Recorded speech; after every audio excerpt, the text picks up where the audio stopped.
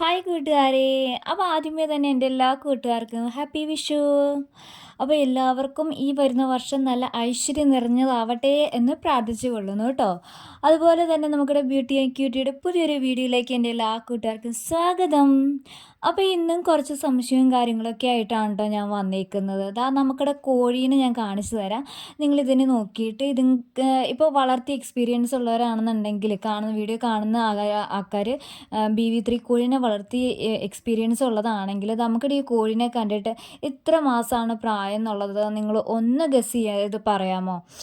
കാരണം നമുക്കിടെ കോഴി ഇതുവരെയായിട്ടും ഒരു മുട്ട പോലും ഇട്ട് തുടങ്ങിയിട്ടില്ല ഫ്രണ്ട്സ്. അത് കാരണം നമുക്ക് അതിൻ്റേതായ നല്ല വിഷമമുണ്ട്.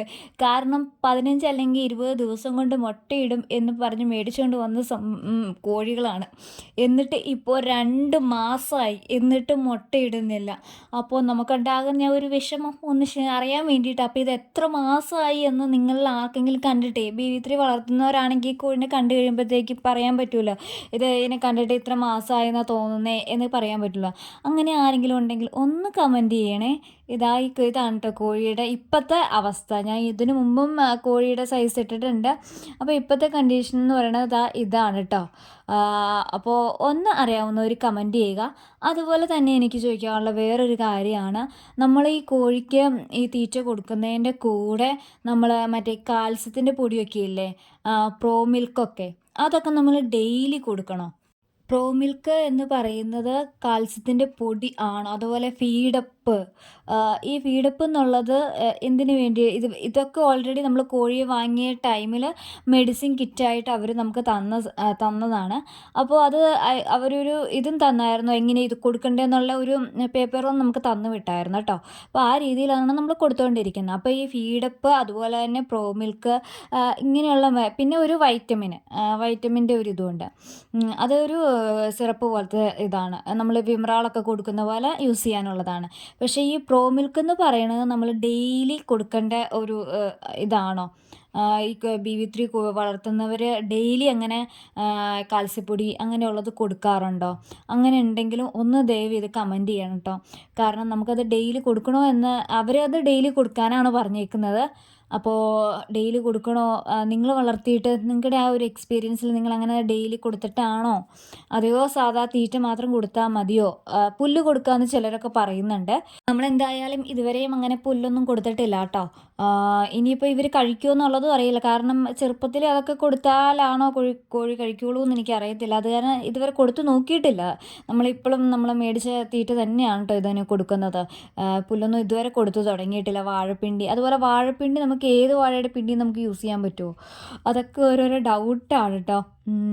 എല്ലാ വാഴയുടെയും പിണ്ടി നമുക്ക് യൂസ് ചെയ്യാനായിട്ട് പറ്റുമോ എന്നുള്ളതും, പുല്ലാണെങ്കിൽ ഏത് ടൈപ്പാണ് പുല്ലെന്നൊന്നും നമുക്ക് അറിഞ്ഞുകൂടാ. അത് കാരണം നമ്മൾ ഇതുവരെ ഇതൊന്നും പരീക്ഷിച്ചിട്ടില്ല. മേടിക്കുന്ന തീറ്റ മാത്രമാണ് ഇതെങ്കിൽ കൊടുത്തിട്ടുള്ളൂ കേട്ടോ.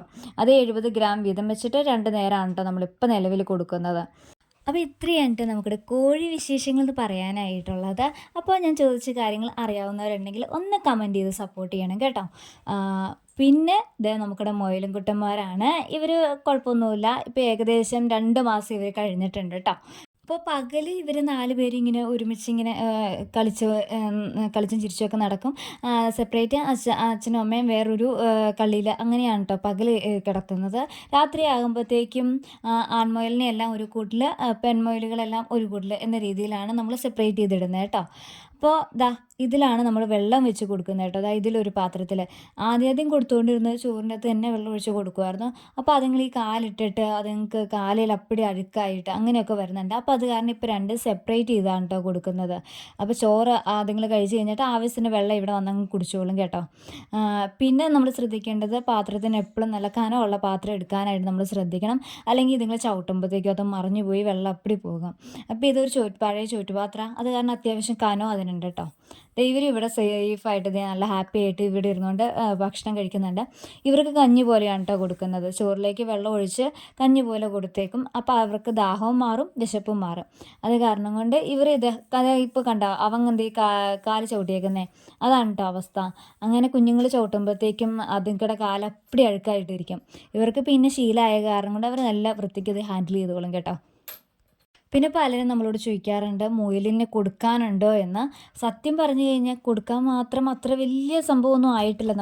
നമുക്കിടെ മുയലുമ്മ ഒരു തവണയാണ് പ്രസവിച്ചത്. നമുക്ക് 4 മക്കളെയാണ് കിട്ടിയേക്കുന്നത്. ഞാൻ ഇപ്പോൾ കാണിച്ചു തന്നില്ലേ, അവർ 4 പേരുമാണ് ഉള്ളത് നമുക്ക് ട്ടോ നിലവിൽ.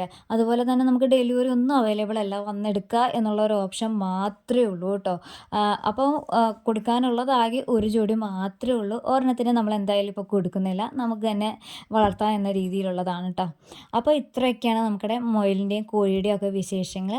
അപ്പോൾ കോഴിയുടെ കാര്യത്തിൽ ഞാൻ ചോദിച്ച കാര്യങ്ങൾ അറിയാവുന്നവരുണ്ടെങ്കിൽ ദയവായി ഒന്ന് കമൻറ്റ് ചെയ്യുക കേട്ടോ.